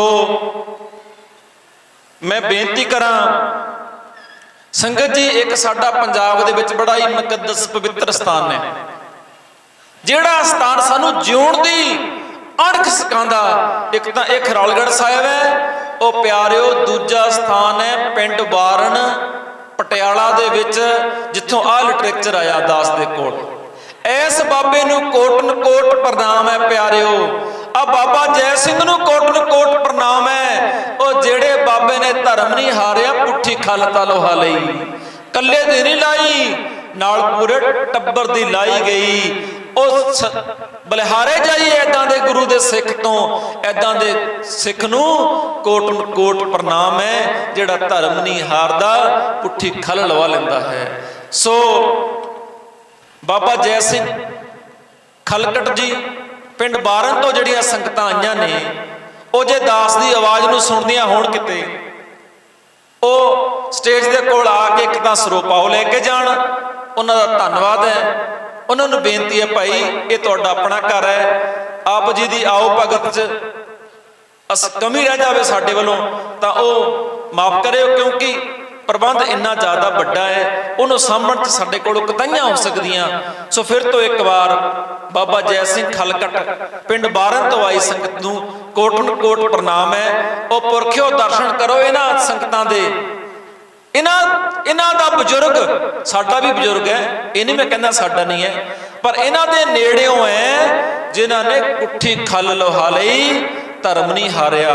ਅਣਖ ਦੀ ਖਾਤਰ ਉਹ ਪਿਆਰਿਓ ਨੀਲੇ ਪੀਲੇ ਕਾਰਡਾਂ ਪਿੱਛੇ ਵਿਕਣਾ ਬੰਦ ਕਰੋ, ਸ਼ਰਾਬ ਦੀਆਂ ਬੋਤਲਾਂ ਬੱਟੇ ਵਿਕਣਾ ਬੰਦ ਕਰੋ, ਉਹ ਪੁੱਠੀਆਂ ਖੱਲਾਂ ਲਹਾਣੀਆਂ ਮਨਜ਼ੂਰ ਕਰ ਲਿਓ। ਧਰਮ ਨੂੰ ਨਾ ਹਾਰਿਓ। ਸੋ ਸਾਰੀਆਂ ਸੰਗਤਾਂ ਧੰਨਵਾਦ। ਵਾਹਿਗੁਰੂ ਜੀ ਕਾ ਖਾਲਸਾ, ਵਾਹਿਗੁਰੂ ਜੀ ਕੀ ਫਤਿਹ। ਬੋਲੇ ਸੋ ਨਿਰਭੈ, ਬੋਲੇ ਸੋ ਨਿਹਾਲ। ਸਤਿ ਸ੍ਰੀ ਅਕਾਲ। ਵਾਹਿਗੁਰੂ ਜੀ ਕਾ ਖਾਲਸਾ, ਵਾਹਿਗੁਰੂ ਜੀ ਕੀ ਫਤਿਹ।